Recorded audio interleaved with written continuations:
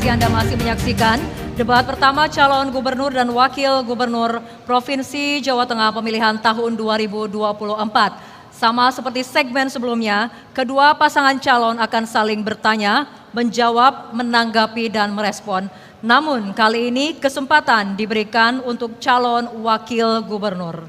Dan kami ingatkan kembali pertanyaan yang diberikan sesuai dengan tema debat malam ini, yaitu tata kelola pemerintahan, kepemimpinan dan reformasi birokrasi menuju Jawa Tengah dengan pelayanan publik yang transparan dan akuntabel.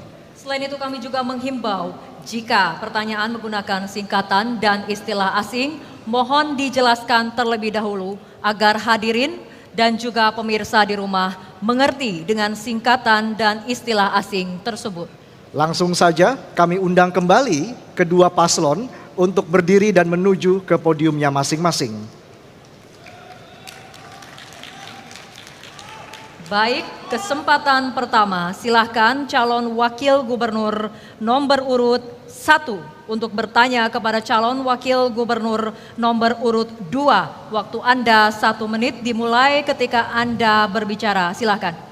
Baik, untuk Gus Yassin, sahabat saya, ada pertanyaan sederhana. Di dalam program pemenuhan kebutuhan perumahan rakyat, apa rencana program Gus Yassin sebagai calon wakil gubernur Jawa Tengah ke depan untuk bisa membantu masyarakat terkait perumahan tersebut? Terima kasih. Ya, terima kasih Mas Hendy. Kami mohon maaf sebentar, sudah cukup Pak?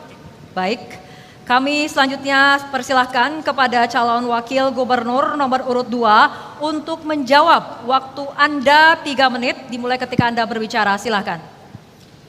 Terima kasih Mas Hendy, bahwa untuk masyarakat Jawa Tengah tentu kami sudah melakukan dan ini akan kita tingkatkan. Kami termasuk berterima kasih kepada Bapak Jokowi yang pada tahun terakhir beliau memenuhi kebutuhan rumah masyarakat Jawa Tengah dan Indonesia. Tentu kami dulu pernah memiliki program yang satu namanya 1 OPD 1 Desa Binaan. Itu tujuannya untuk apa? Untuk memenuhi kebutuhan masyarakat, rumah layak huni, itu yang kami lakukan.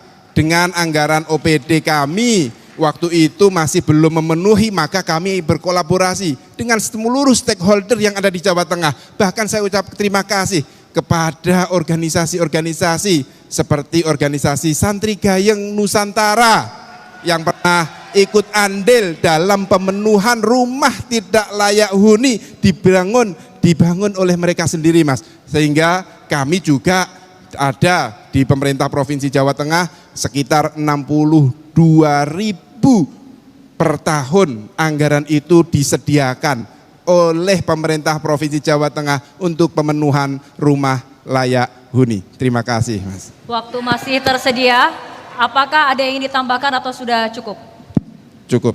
Baik, selanjutnya kami persilahkan kepada calon wakil gubernur nomor urut 1 menanggapi jawaban dari calon wakil gubernur nomor urut 2. Waktu Anda 2 menit, silahkan. Ya, kalau itu dijalankan bagus. Cuman Gus Yassin mesti paham bahwa data yang ada ternyata ada backlog atau persoalan perumahan mencapai 324.000 sampai dengan hari ini. Padahal menurut data daripada RPJPD yang ada di pemerintah Provinsi Jawa Tengah, itu baru bisa disiapkan per tahunnya 15.000. Maka kalau kita hitung, ini perlu waktu 21 tahun. Apakah kemudian Gus Yassin bisa memberi masukan kalau terpilih kepada calon gubernurnya, kira-kira program apa yang kemudian bisa membuat backlog ini bisa teratasi? Terima kasih. Waktu masih tersedia, apakah sudah cukup Pak? Baik, selanjutnya kami persilakan calon wakil gubernur nomor urut 2 untuk merespon tanggapan dari calon wakil gubernur nomor urut 1. Waktu Anda 2 menit, silahkan. Terima kasih Mas Hendy, bahwa 324.000 itu sebenarnya dalam 1 tahun dapat terintervensi sebanyak 62.000. Artinya itu bisa diselesaikan oleh pemerintah Provinsi Jawa Tengah. Samping bahwa banyak kalangan-kalangan kita filantropis yang banyak tersebar di masyarakat Jawa Tengah, yang mana mereka ini siap membantu pemerintah Provinsi Jawa Tengah. Juga kami memiliki program 1KK 1 rumah layak huni. Jadi tidak perlu khawatir masyarakat Jawa Tengah. Kami sebagai pemimpin ketika panjenengan memilih, kami akan memikirkan itu semua.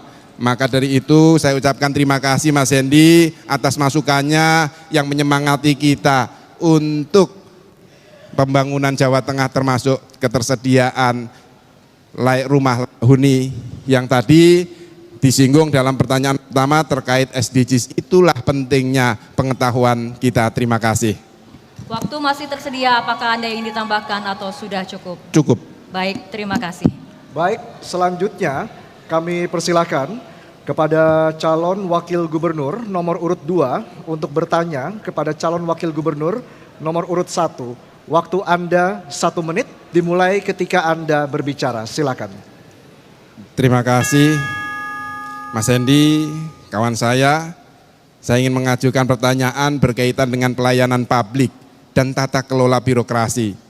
Pendapatan asli daerah merupakan salah satu sumber terbesar APBD. Mas Hendy, bagaimana strategi saudara dalam meningkatkan pelayanan publik dan tata kelola birokrasi sehingga mampu mendorong peningkatan PAD kita? Terima kasih. Sudah cukup, Bapak? Cukup. Baik, kami persilakan kepada calon wakil gubernur nomor urut 1 untuk menjawab. Waktu Anda 3 menit dimulai ketika Anda berbicara. Terima kasih Gus Yassin. Tata kelola pemerintahan dan kepemimpinan serta reformasi birokrasi di dalam pemerintahan hari ini adalah bukan sebuah pilihan, tapi kewajiban.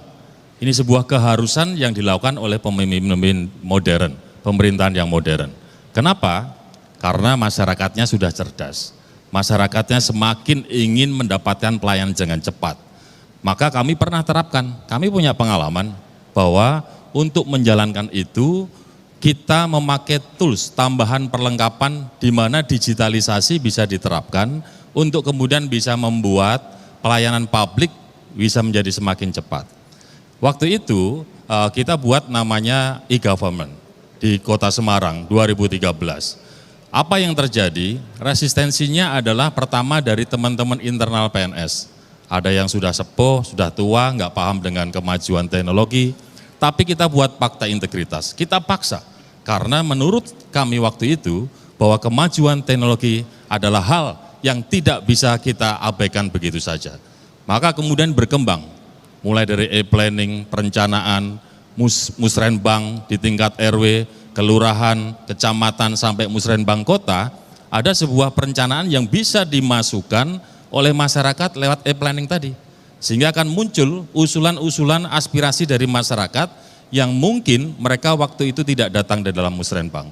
Kemudian di dalam program e-budgeting, masyarakat juga bisa melihat, ternyata di OPDA itu ada anggaran sekian untuk program apa, sekarang sudah dikerjakan atau belum. Sehingga di dalam fungsi controlling, e-control, Monef, kami kemudian bisa ikut mendapatkan masukan dari masyarakat. Masyarakat menyampaikan ada kemudian program yang mestinya sudah dijalankan di PU, tapi kemudian di titik yang mestinya dijalankan itu belum ada kegiatan, padahal sudah masuki bulan Oktober. Kita tinggal memanggil PU. Nah, maka yang terjadi adalah muncullah efisiensi dan efektivitas. Dengan efisiensi dan efektivitas, maka kemudian kita bisa menambah belanja untuk hal-hal lain, termasuk kemudian mengurangi orang-orang yang terlibat di dalam pendapatan itu untuk bisa memunculkan potensi korupsi. Karena antar satu dengan yang lain kemudian bisa dihindarkan untuk ketemu. Itulah yang kami lakukan. Saya yakin di pemerintah provinsi mungkin juga sudah melakukan itu zaman 5 tahun yang lalu antara Mas Ganjar dengan Gus Yassin. Sehingga menurut saya nanti kalau kami yang terpilih tinggal kita tingkatkan saja. Terima kasih. Masih ada waktu Bapak, apakah ingin dimanfaatkan? Sudah cukup? Baik, selanjutnya mohon tenang, terima kasih.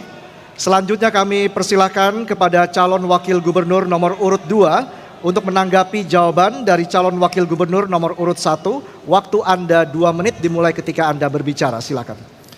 Terima kasih Mas Hendy, bahwa yang saya pertanyakan itu bukan masalah e-planningnya, e-governmentnya, akan tetapi bagaimana pelayanan itu bisa meningkatkan PAD-nya. Yang ini belum dijawab oleh Mas Hendy. Maka pelayanan publik prima penting Mas Hendy untuk menjadi semangat dalam penyelenggaraan pemerintah Provinsi Jawa Tengah. Dengan memberikan pelayanan prima, maka manfaatnya tidak saja memberikan pelayanan secara maksimal kepada seluruh rakyat Jawa Tengah, namun juga akan kembali pada pemerintah Provinsi Jawa Tengah. Tentu kami memiliki program integrasi semua aplikasi layanan. Di situ termasuk ada perizinan yang mudah, tidak akan bertemu antara ASN dengan investor dan memberikan pelayanan yang baik sehingga investor datang ke Jawa Tengah berbondong-bondong. Itulah yang kami maksud untuk meningkatkan PAD Jawa Tengah. Ditambah lagi Mas, kami juga meningkatkan kenyamanan kantor pelayanan termasuk kantor Samsat kita. Kita buat layak kantor seperti kantor perbankan. Di situ juga ketika masyarakat datang ke kantor Samsat biasanya membawa anak-anak, maka di situ juga akan kita sediakan arena bermain buat anak-anak sehingga kenyamanan itu terdapatkan di sana, karena kita tahu bahwa wajib hukumnya membayar pajak, maka yang bayar harus kita layani dengan baik. Terima kasih. Masih ada waktu Bapak? Cukup. Sudah cukup, baik pendukung harap tenang, harap tenang. Sesuai tenang. kesepakatan bersama kita tadi harap tenang. Terima kasih. Selanjutnya kami persilakan calon wakil gubernur nomor urut 1 untuk merespon tanggapan dari calon wakil gubernur nomor urut 2. Waktu Anda 2 menit, silakan. Rasa-rasanya saya juga sudah menjawab ya, dengan e-government itu membuat orang kemudian tidak perlu tatap muka. Karena tidak perlu tatap muka, maka kemudian tidak ada potensi korupsi atau kebocoran. Jadi Gus Yassin, menurut saya jawabannya saya kasih pantun saja Gus Yassin.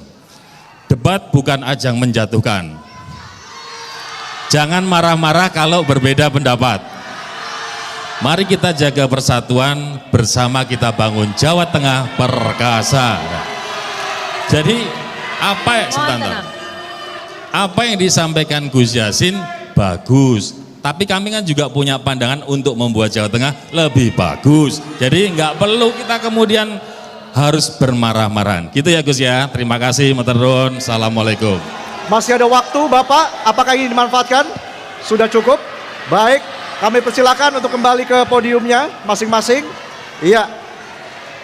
Baik, kita berikan tepuk tangan yang paling meriah untuk kedua pasangan calon gubernur dan calon wakil gubernur Jawa Tengah tahun 2024.